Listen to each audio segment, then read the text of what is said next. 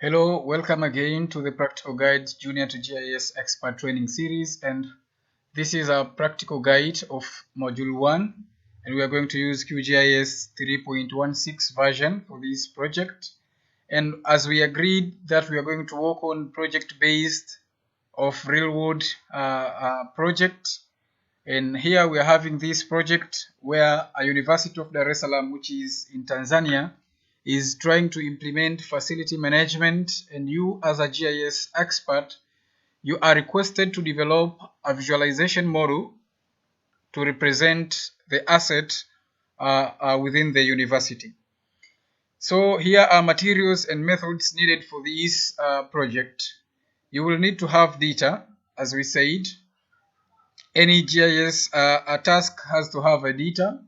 So we'll need administrative boundary of a particular study area, and also of the extent of nearby administrative boundary, for instance, to other levels from the AOI boundary. We might have district to national or regional boundaries, and we also need to have buildings and other land use layers.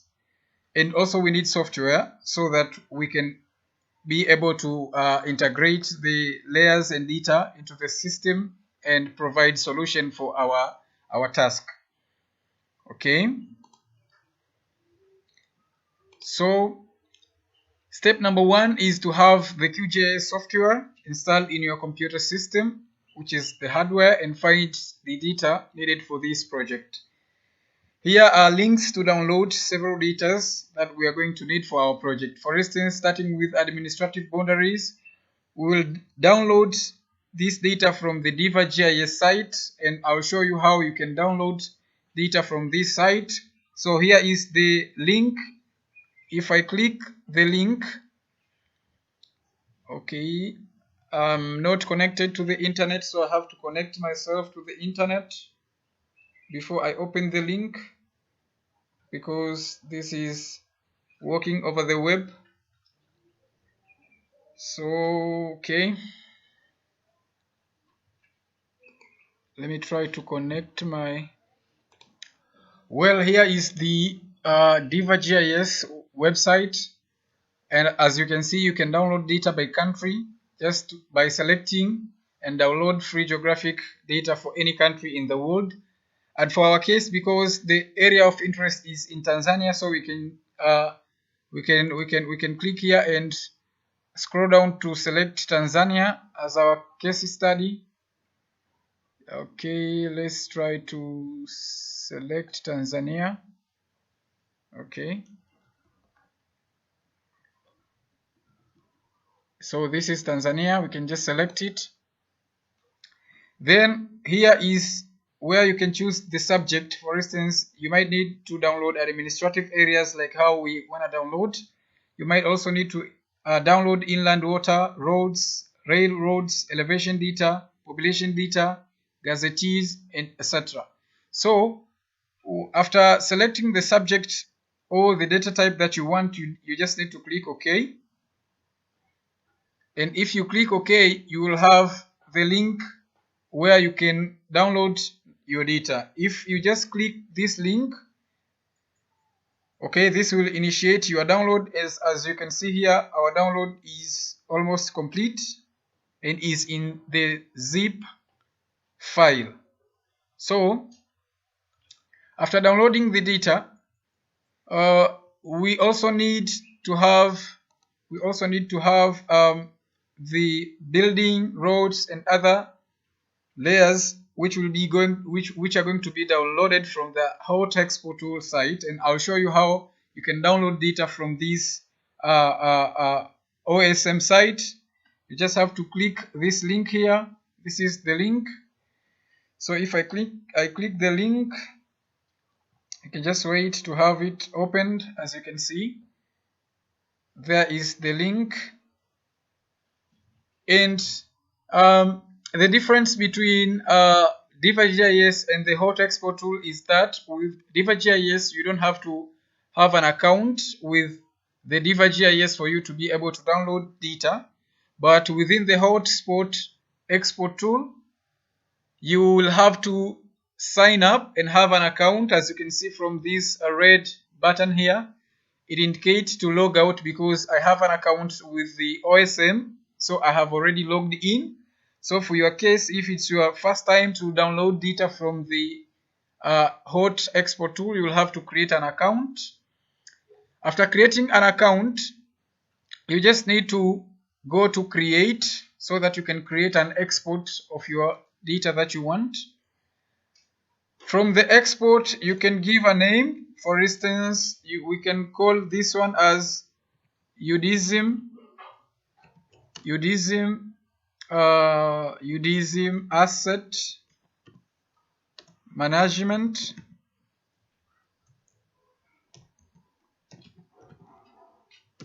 And we can describe it in the description as to say like these are data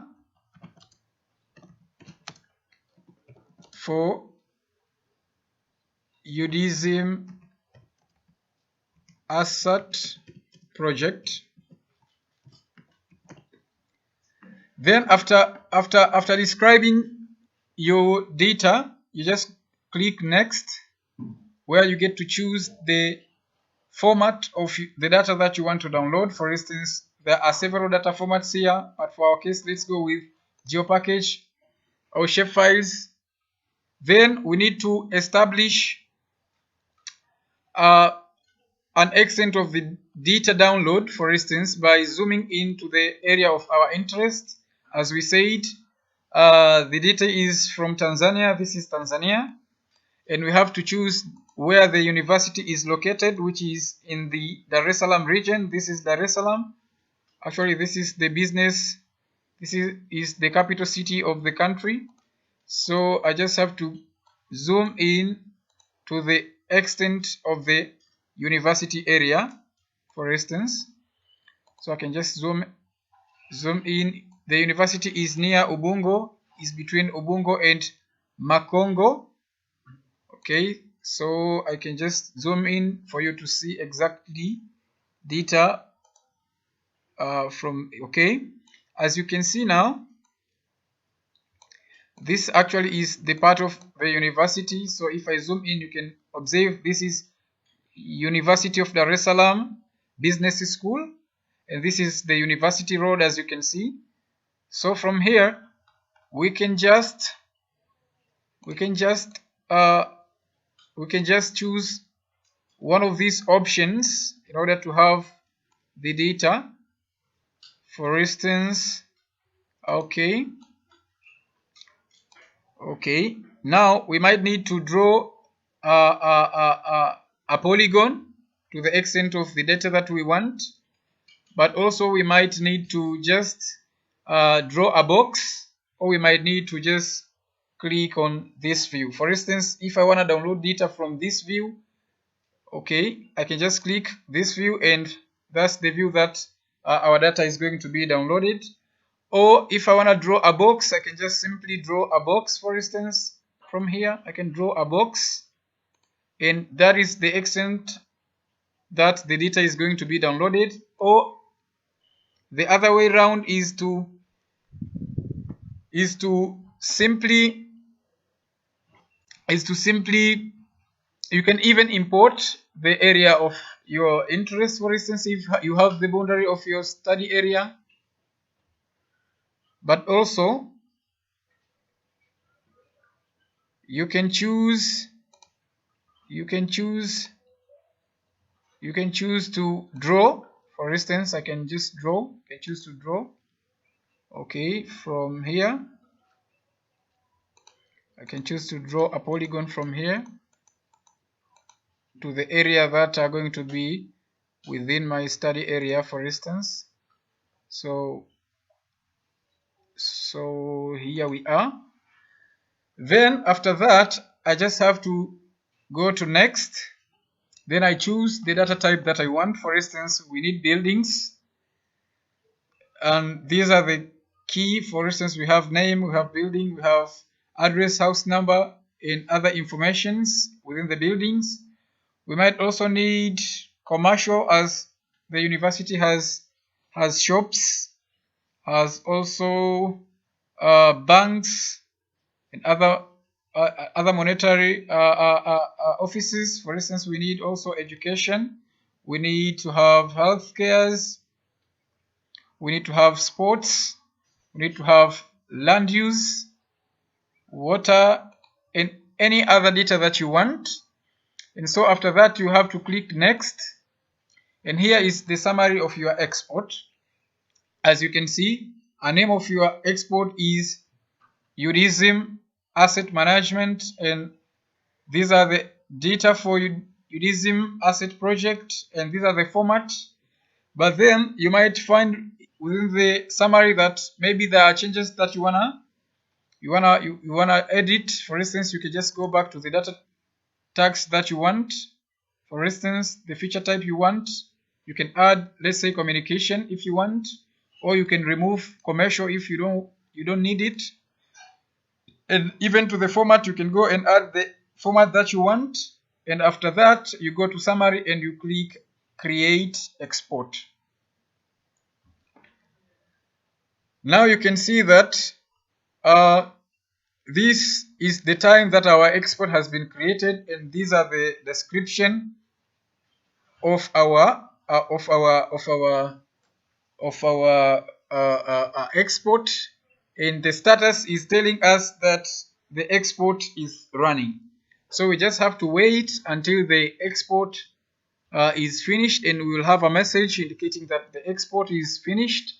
And from there, the links to download our data. As you can see now, we have this link to download the Geo package, and the status is completed. We have a link to download a shapefile. So you can just click to initiate the download. For instance, if I click on the Geo package, if I click it, you can see that the data is being downloaded, as you can see. So that's how you can download data from a hot export tool, and the way round is what we are trying to look at, downloading other data from the Diva.gis. I hope you enjoyed learning how to download data from the two geoportals. And for now, let's go to another step. Well, after downloading the data, now the next stage is to add your data to the QGIS software, and administrative boundary in almost all the data that we have been downloading are all in the vector representation module. So to add this data to the QGIS software, there are two ways to add vector data. For instance, the first way is to click on the add vector data icon. Then you have to browse to the location of your data. Then you have to select the data that you want to add to the software. Then you click add, and then you end up by clicking OK. That is the first way to add vector data in QGIS software. Another way to add vector data in the software is by clicking layer from the main tool. Then you click add layer. Then you add vector layer icon. You click it. Then you browse to the location of your data. Then you select the data type that you want to add, which will be in vector shapefile format. Then you have to click add and click OK. So let's go to the software and see how we can add data to our QGIS system. Well, here you are. As you can see, because this is a new project, we have recent project, and this is the QGIS user interface. So to start a new project, you just have to click on this icon here, create new project. And this is now, as you can see, we're having a clean user interface of QGIS. And so to add vector data, actually after you download your data, there will be zipped folders. So you need to unzip them, and you need to place to the location of your data sources, so that once you want to add the data to your computer system, you won't be taking so much time to start unzipping the folders and trying to go around looking where exactly your data is. So let's jump to add vector data. This is an icon of adding a vector layer. So you just have to click it. Then you need to browse to the location of your vector layers, the one we have downloaded. So here we are. Okay, these are my data from GIS.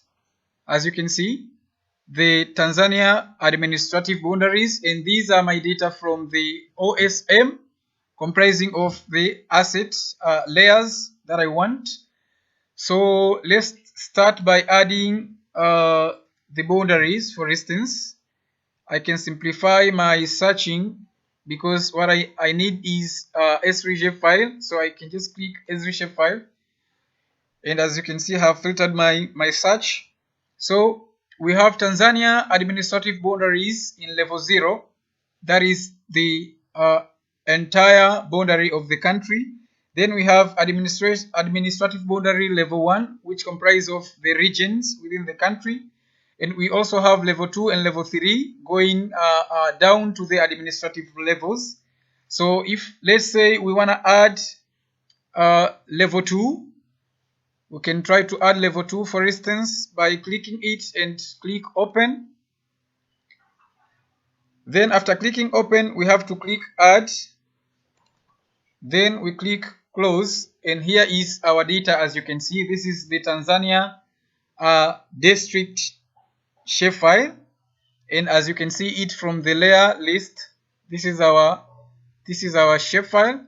Then we also have to add our IV data, for instance, the geo package we downloaded. So we can just go to vector and data, and we can try to add this geo package. You see, no item matches because we have simplified our search into S3 shapefile, and because this is a geo package, so we just have to go to tell it that we need a geo package.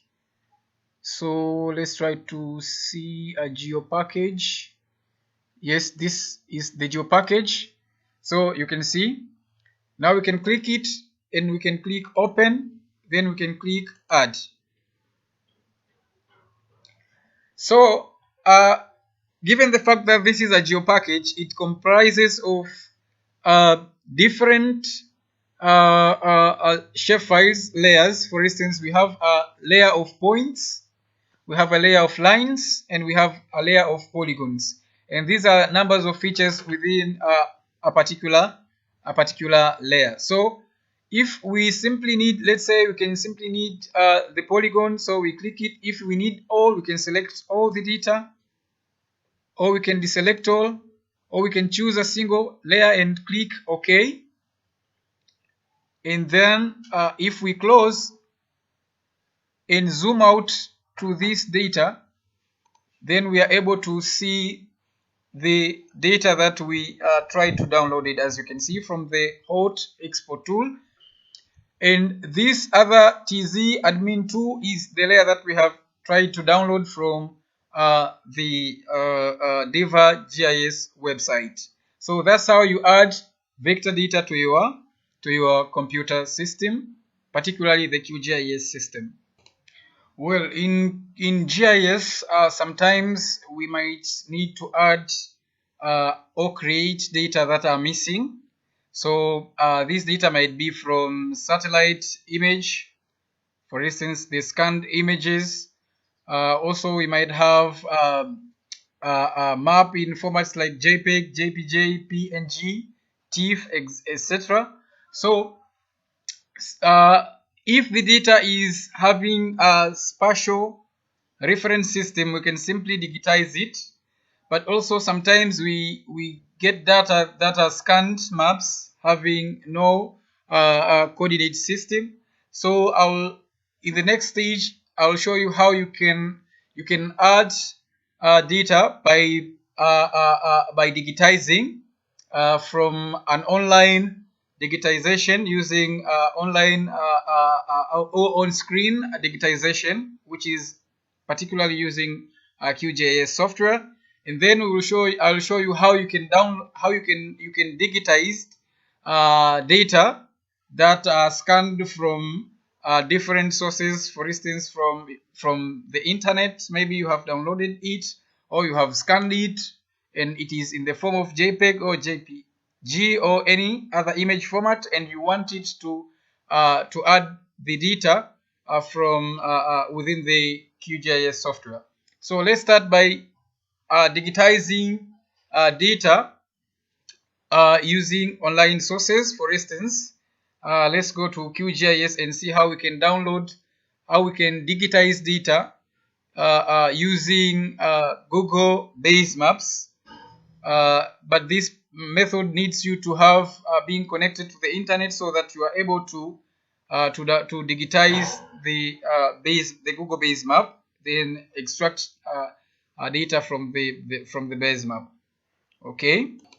So within the QGIS software, what you need to have before conducting digitization using base map, online base maps, you first have to be connected to the internet. Then you need a plugin called Quick Map Service. So for instance, I have it. So you can see this is the plugin, the Quick Map Services. But if you don't have it, you just have to go to plugins, then click the plugin, then go to manage and install plugins, from where you can search and have the plugins that you want. Okay, so I can just search quick map services, and here it is. So if you click it, you will see that it tells you to upgrade it or to uninstall it, because I have already installed it into my computer system. So let's assume you also need to have a quick OSM. So you see, because I've not installed it in my QGIS software, so I get an option to install it. So that's how you add or you install a plugin in QGIS. So let's click close, and for this case we have to go to the Quick Map Services, then click it, and we can search. As you can see, there are a lot of base maps available here.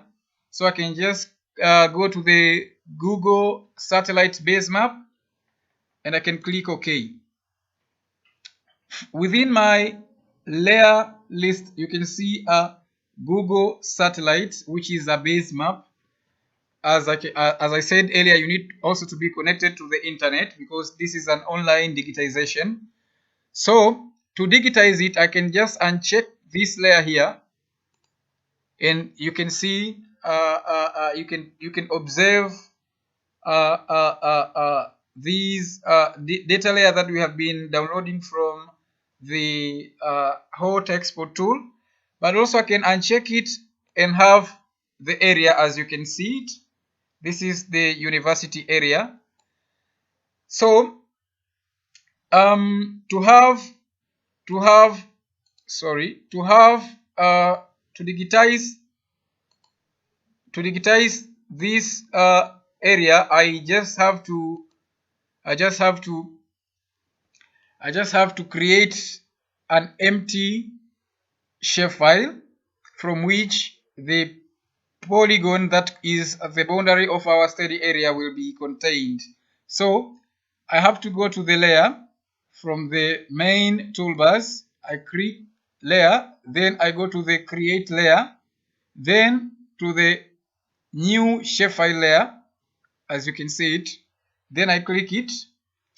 Then I need to name my output, so I can call it UDSIM boundary. I can call it UDSIM boundary, for instance. Okay, I can call it UDSIM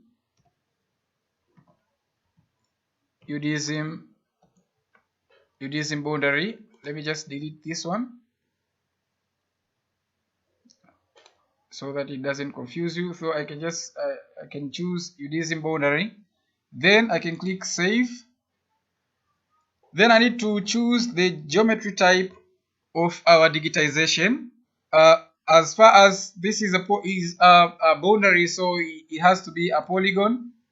Then we might need to have a name of our polygon, for instance. So we need to add a field in our attribute table. For instance, this is a name, and we also have to choose the type of data that we want to add. So name is obvious, a text data, but you might have other types of data like whole numbers, decimal numbers, and dates. So let's choose text, and we can also choose the length of our text, and we can click add, then click OK. And here you can see that we are now having our boundary.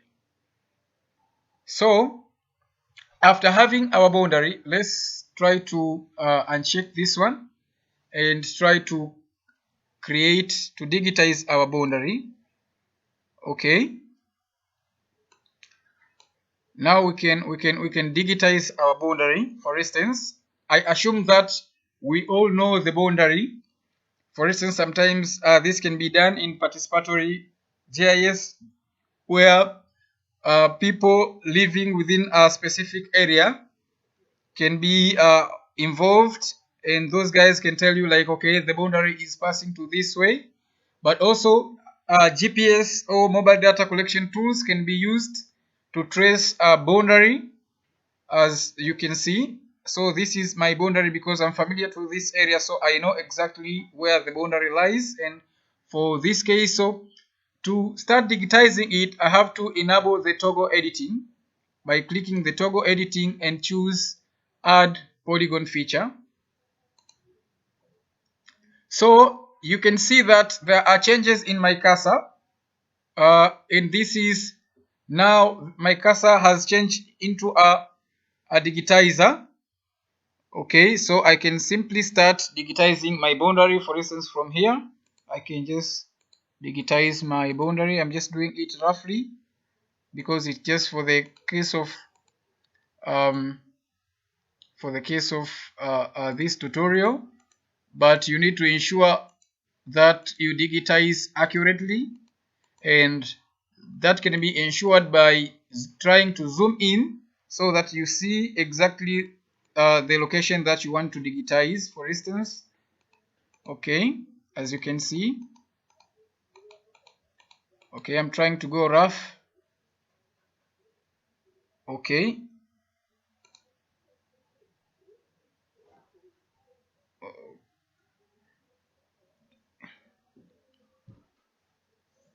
okay, I'm trying to make it rough. No, let's say no. We can just let's start digitizing it.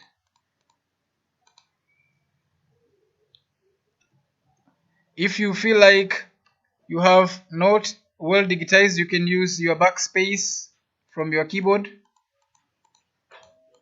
to go back to the steps where you thought you have not well digitized. So here we are. Here we are.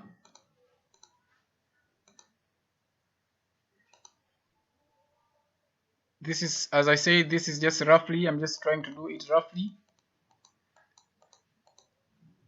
Okay, so there we are. After completing my digitization or your digitization, you have to right click and place an ID and name of your boundary. For instance, for our case, this is UDSM. Okay, or UDSM, which is a short form of University of Dar es Salaam, and I can click OK. Now you can see that we are having a layer which is a boundary of our study area. So I have to save it. I have to save the layer edits, and I have to uncheck my toggle editing. So okay, as you can see now, okay, this is our layer. Now we can even remove our satellites, and here is our boundary. And if I place it down here and I add this data, you can now see like we are having different layers from the geo package. These are polygon layers, and their coverage is even out of our area of interest. So I can just go and try to symbolize this layer. For instance, I can go to properties, and before that, if I need to just symbolize building, I can just go here. I have some styles. You can load styles, or you can otherwise play around by creating other styles that you want from the color. You can choose the color you want, but for this case, let me load an OSM style.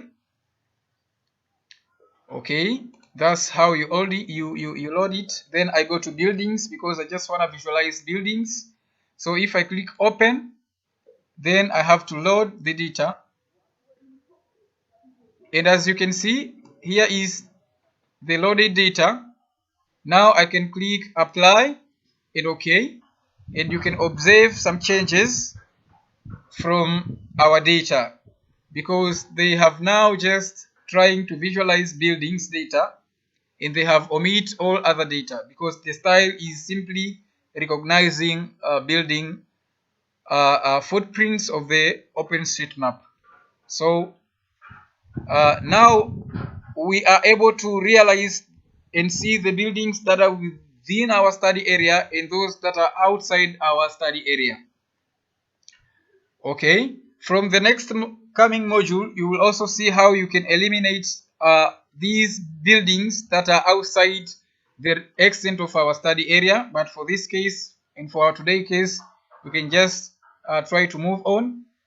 So that's how you digitize. That's how you digitize. You digitize data from online base maps. So, and within your QGIS software. So let's try to see how you can now digitize data from other source, for instance from scanned images which are having no spatial coordinate systems. So to perform that, you need first to georeference the data that you have. So I have to go to raster. From the main menu, I have to go to click raster and then go to Geo Referencer. Actually, this is also a plugin, but it is installed as you install your QGIS software. So you can just click Geo Referencer. Then you can now add your raster data. This is an option to add or open your raster data, and this is from the Geo Referencer window. But also within the QGIS user interface, within the panel, you can see like here, you are having an option to add raster. This is an option to add raster. So because this is not georeferenced data, let's add it from the georeferencer window. So I can just go and find, this is a, you can see like this is a GPG file format, and this is an image. So I can open it. Now you can see that this is actually a part of the university, and these are buildings. So sometimes you might need to extract buildings from this image or from a scanned map, which are not readily available from other sources, for instance from the OpenStreetMap download or from the Diva GIS. So for instance, there are other development activities, for instance construction of buildings that are taking place within the university, and the Google Map have not yet updated their layers. So this is in one way or another a way to help you to extract information from your Google image or from any other scanned image, assuming that this image is updated while the, let's say, the data from the OSM is not yet updated. So we can update these layers using the data available from other sources using georeferencing.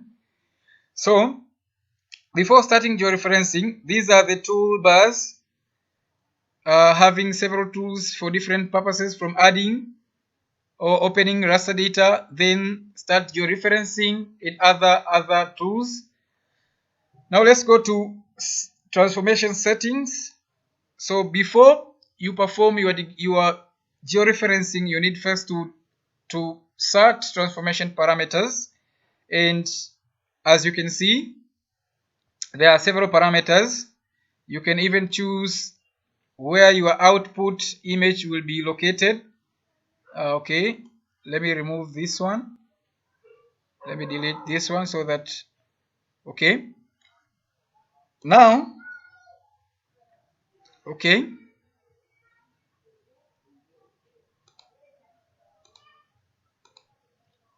So we can click save. Okay, we can also choose the target spatial reference system, but for now let's use the WGS84. Okay, because all other layers within our layer list are having the same coordinate system, the WGS84. So let's remain with that. And also you can choose transformation types. In all these, you can learn all these from the QGIS website, where you can choose what transformation types means, all other resampling methods, for instance, and their implications. So let's click OK for now. And so you can see there is a relationship between these two layers. For instance, let's try to zoom to this part here. Okay, actually you can see that this part here is actually this part of the image, where, for instance, this building here is this building here. So what we can do right now, we can try to establish the ground control points by clicking this add point. So this is how you add the ground control point. For instance, I need to take a ground point from this building here, for instance, from the center of this building. I can just click at this center. Then you get an option to enter map coordinates. If, for instance, you are using a scanned topo map, you can have, for instance, the grid reference. So you can use the grid reference to insert them to from the X and the Y's. But for our case, we wanna extract these X and Y coordinates from the layers that we already have in our map canvas. So let's click from map canvas, and here you have to click at exactly location as the one you clicked from the Geo Referencer. So here is the building and here is the center of the building, so I have to click it. Now you can click OK. You can see that there is a ground control point from the image here, which also is reflected from our layers within our map canvas. So we can go around clicking several other producing several other ground control point. For instance, this building here, we can add this point, which is this building here.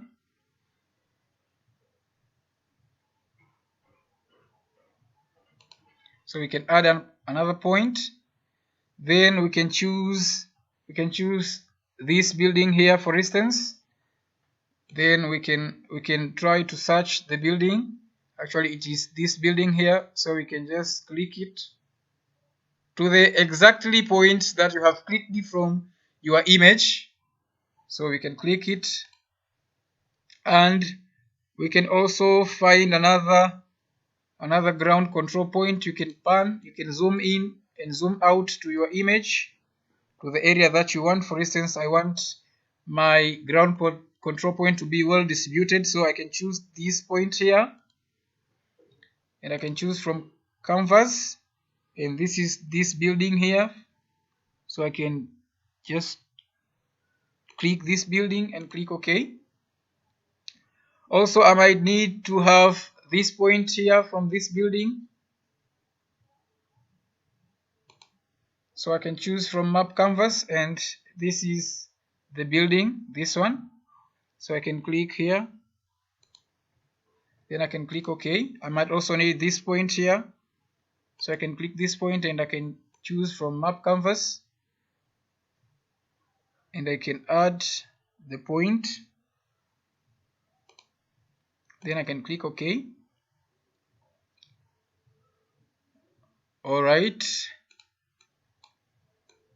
okay, now we are having almost about, okay, let's try to choose another, let's try to add another point, for instance this angle here of these twin buildings. So we can try to look for the buildings. These are the buildings, and this is the angle. So we can try to, actually this is not the one, so we can just we can try to choose this is the angle, so we can click OK. Then after having some number of ground control points, and usually the higher the number of ground control points, the higher the accuracy of your output. So let's click run or start georeferencing, and as you can see now, the image has been imported, has been linked to our layers, and here is where actually this image is coming from, at this particular place of the university. So let's assume that, okay, we can now assume that, for instance, before that, we can try to put this layer down the other layer and see how the buildings are arranged, and as you can see here. But sometimes you might find that there are other data that are missing. For instance, let's try to zoom into this part here. You can see these two buildings are not digitized, so we can then try to add by creating another layer, or by simply using the same layer, but given the fact that we have already applied an OSM style, we can choose to add another layer that will comprise the missing data by clicking to layer, then add, then create layer, and then new shapefile layer. Then we can locate it. These are missing, we can name these as missing buildings. Then we can click OK. Then we can choose the geometry type as polygon. Then we might also need some names for this building, some attribute information, so we can add a field, then we can click OK. Now you can see that we are having a layer containing missing buildings, so we can simply start digitizing from this layer by enabling the toggle editing and clicking add polygon. Then we can start digitizing these buildings. For instance, this one, we can digitize it, and we can label the ID for the buildings and name. For instance, let's say this is a building. Okay, this is a building. Actually, this, okay, we can call it 24 building. Then we can click OK. Also, we can add this other layer here, for instance. you can digitize it, and you can give an ID number 2. Then we can name it we can say maybe this is library, or we can call it as a store. This is just a store. Then we can click OK. Now that's how you digitize from an image or from any other scanned image. We can perform that by starting to geo reference the image, and from that we can also try to digitize the missing information that we need from the image. So that's it. Let's now go to the final part of our project, which is providing a presentation or visualization of assets within the university boundary. So I can just click save and stop editing, and I can uncheck this georeferenced image, and also I can remove the ground control points. And so here we are. You can see our 2 digitized buildings are also here. As you can see, you can choose to change the color, for instance, for the buildings.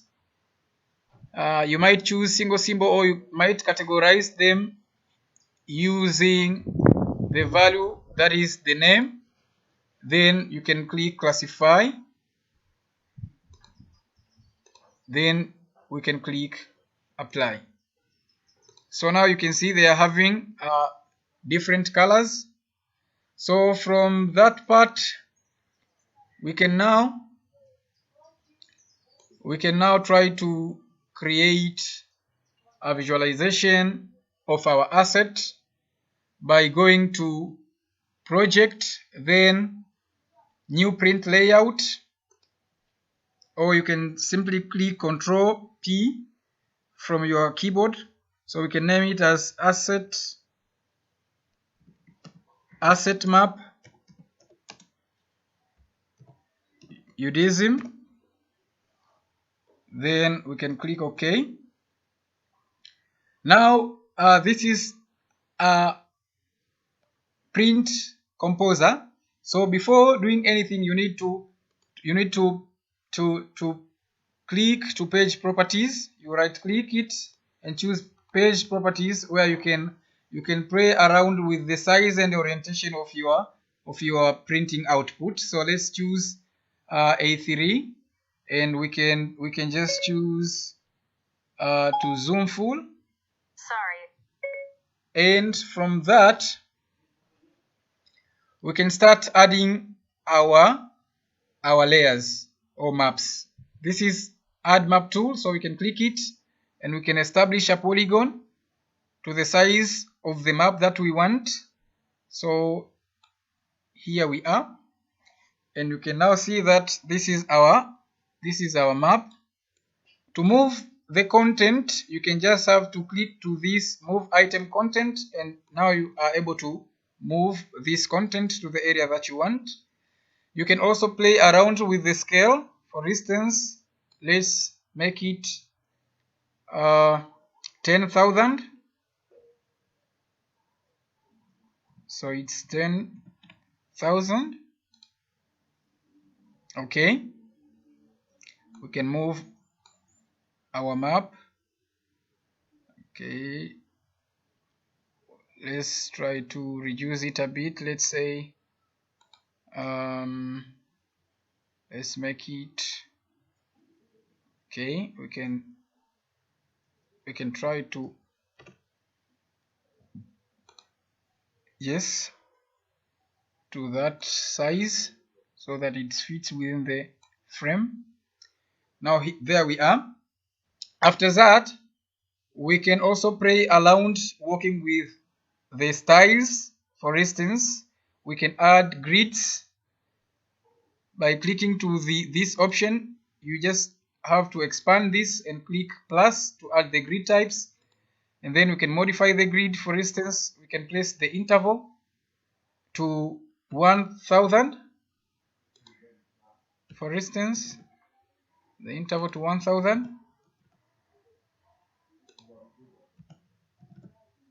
Then we can choose the coordinate system WGS84.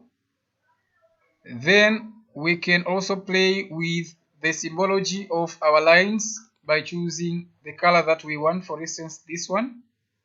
Also we can increase or decrease the size or the width of the lines, of our grid lines. Then we can also choose to draw the coordinates.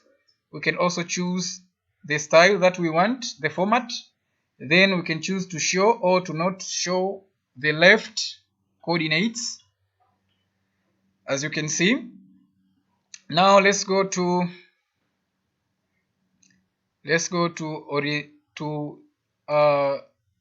we can choose vertical ascending, the orientation of our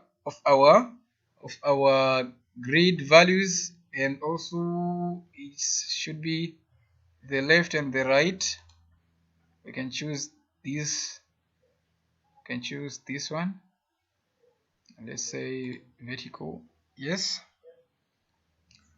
So we can also choose to increase the distance to the map frame, and we can also decrease the precision, and we can also increase the font size, as you can see. So okay, let's try to make it this scale. Yes, now you see that we are able to see all other grids and their values. Okay,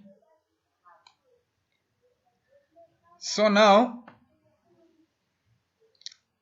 you can also, this is an option to select and move items. For instance, I might need to minimize this frame to that extent. And also let's add other map element. For instance, a title. We can add a title by just clicking the add label icon and draw a polygon that we want, and from here we can write the title that we want. For instance, this is asset management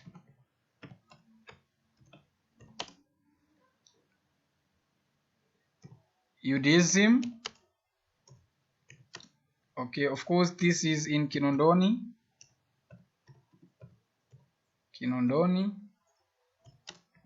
Dar es Salaam. Okay, now that's our title. So that's our title, and we can also play with the font. For instance, we might need to bold it and increase the size to 18, and also we might need to change the color to this one, and the alignment also. For instance, as you can see, you can choose anywhere that you want. So yep, also we might need to add an inset map, for instance. So to add an inset map, let's just go back to the QGIS, and remember we are having this layer here, so we can simply zoom to this layer. So you can see here our data are presented within this polygon, so we can try to name it to see the name of that particular polygon, which is actually a district. So we just have to right click the layer, then go to labels, then single labels, then we have to choose name level 2. Then we can choose to have a buffer and we can click apply, then OK. Now you can see that we are having names, so our data is actually within Kinondoni district.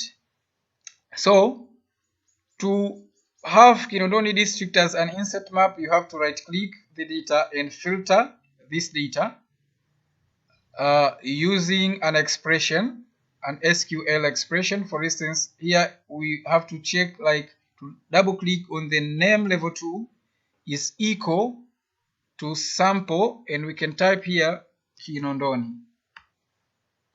We can double click it and click OK. Now we are having this layer as Kinondoni. We can also choose to rename the layer to Kinondoni district.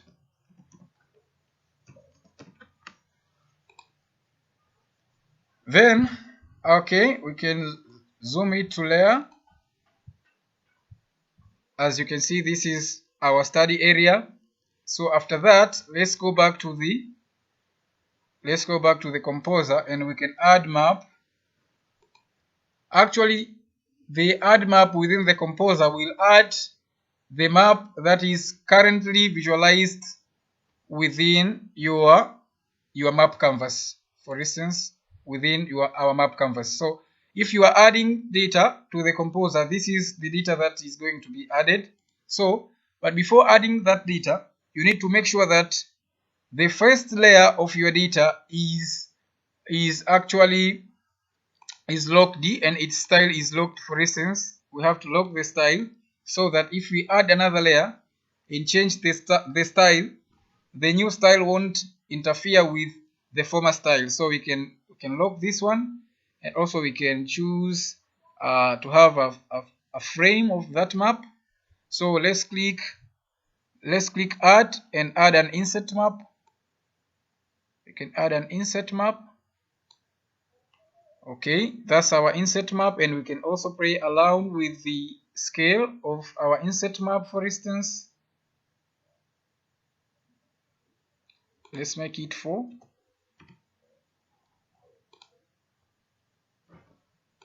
Let's make it, okay, let's make it 4, but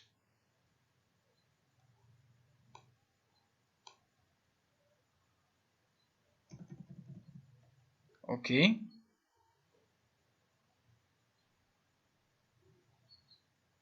Let's make it 400,000. Yes. Okay. Then after choosing the scale, we can now lock it.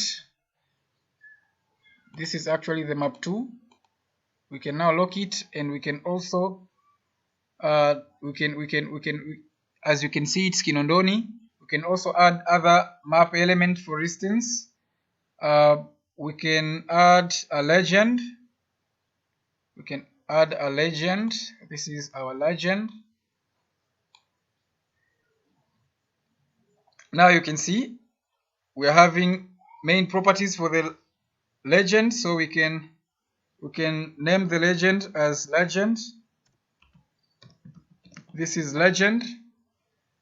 Then if there are any editing that we want to apply, given the details that is within our legend, we can click to uncheck the auto update. And for instance, we are having missing buildings as here.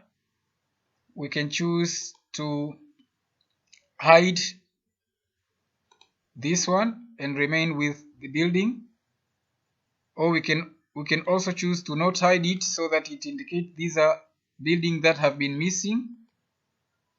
For instance, if I uncheck this,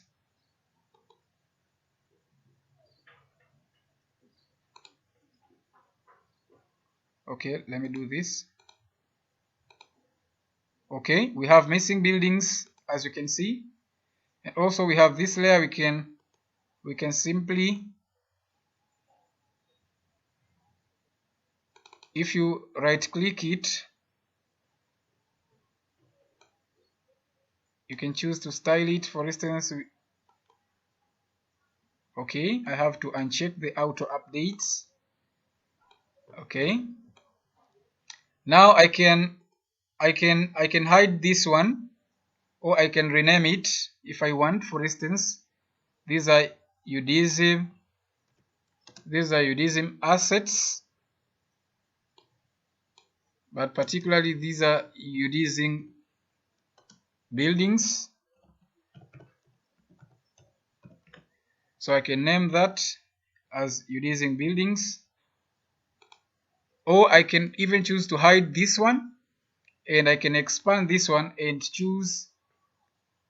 And also I can remove the layers that I don't want to be them. I don't need them to be represented in my legend. For instance, we have buildings. Okay, we can remove some information that we see are not relevant for our legend, for instance.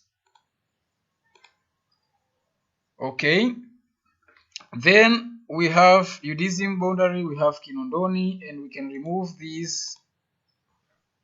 We can remove these raster data, and then we can now go to. We can manage our legend by telling it to have more than just a single column. Then if we place on equal width and equal split, you can see that's our legend. And we can even play around with the symbols by increasing or decreasing the width. As you can see, you can increase or decrease. Even the height, you can increase or decrease the height as the way you want. And then you can play with other attributes or properties of the legend. For instance, let's go with the fonts. For instance, we might need to change the color to this one, and also we might need to increase the font size of our item, as for instance. And once we are done, we can now add other map element. For instance, we might need also to have a scale bar. So this is a tool, you click it and you add a scale bar to this part here, for instance. Then you can choose, for instance, I need it to be a double box. The other option you can see and choose the one that you want. And also I can choose, for instance, okay, I can increase the segment from left or to the right, for instance, as how I want. Okay, this is the size that I want, so I can indicate it to the center. No, I have to reduce a bit. Okay, I can reduce also, as you can see, and place it to the center.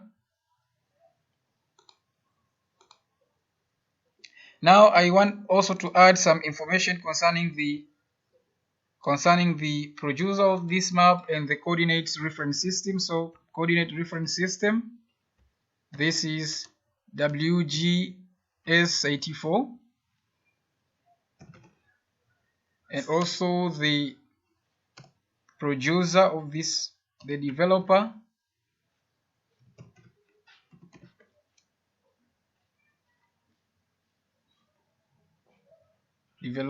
for instance, this is Patrick JM, and I can also put an email or my mobile number, for instance, in case anyone would love to have any reference from the producer of this particular map. So it's that one.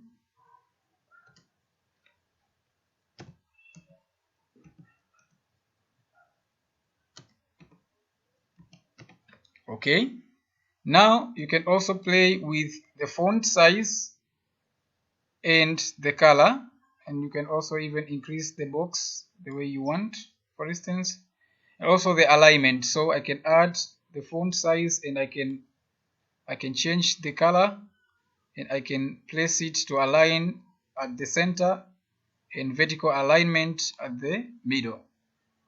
And I can place it here. I can choose the center part. Okay, I can place it here. That's the center, and I can increase or decrease the font, as you can see. So okay, let me move it a bit up.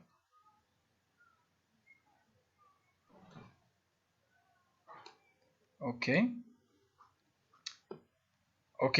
now you see. Okay, if now we might also need to put some other indication that this is an inset map of our particular case study. So let's add an add this is actually this is an add shape symbol, so we can add an ellipse, for instance, and I can draw it covering our study area, for instance.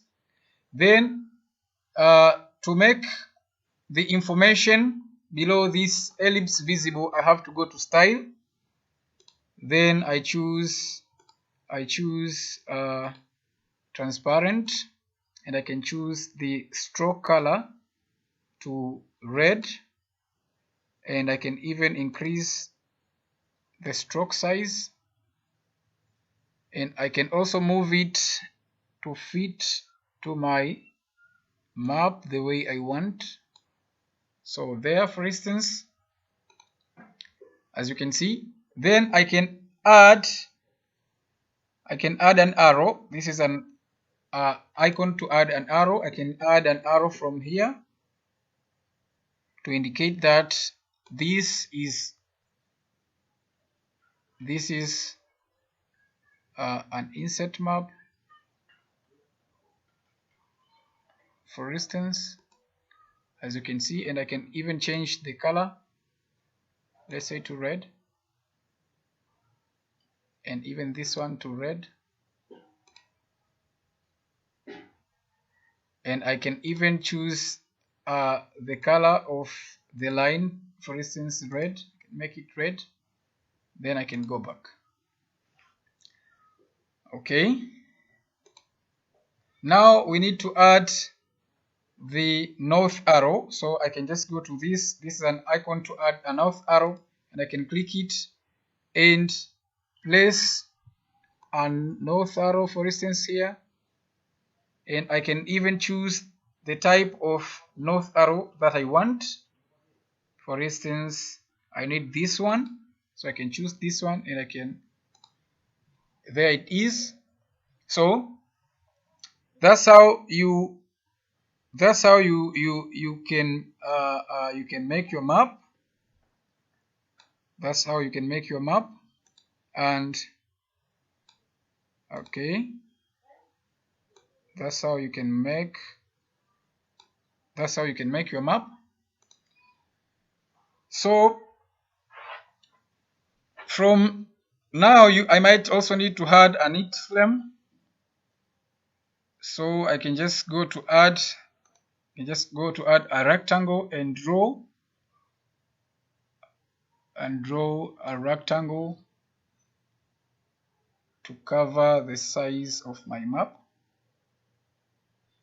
as you can see. Okay, and I can also play with the style to make it transparent, so that features within the map can be seen, as you can see. Okay, but then if you would wish to edit some other information, you can just take this rectangle to the bottom part of your layers, this part, so that you are able to make other edits. For instance, I might need to move this layer here. You can click it and I might need to move it a bit to this direction, for instance to this part. Now this is what I've been telling you. Like for instance, you have seen that there are changes in our map. These changes are simply because we have unchecked this layer. So this the style of map 2, which is this one, has been adapted to this map. So what we can do is to just if we might also need to have it presented this way, or if we just want to present it with the previous style, we can just go back here and we can simply we can just remove this style, and if we go back we can just click this one.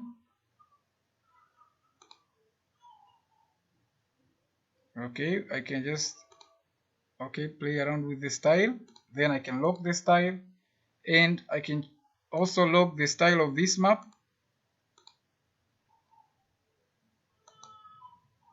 And I can lock now everything, as we are almost few miles from exporting our data.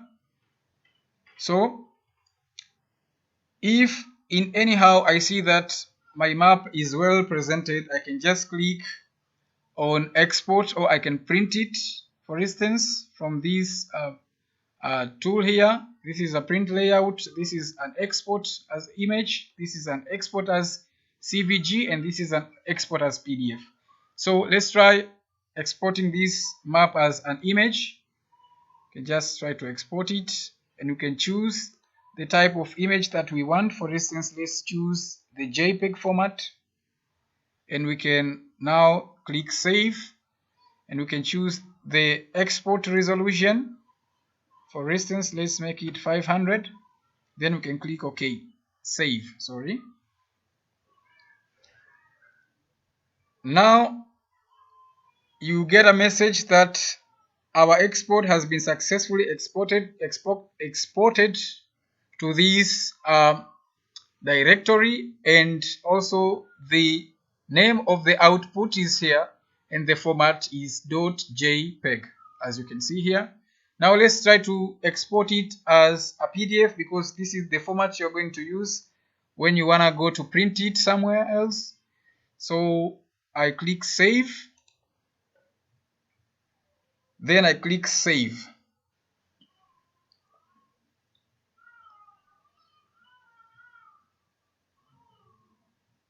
Okay, now we can also see a message that we are successfully exported the layout to the specific directory, and the name is assetmapudism.pdf. So that's how our project ends, and this map can then be used in management of assets, as for planning for future construction of buildings and any other facilities within the university. Thank you for listening, and thank you for watching.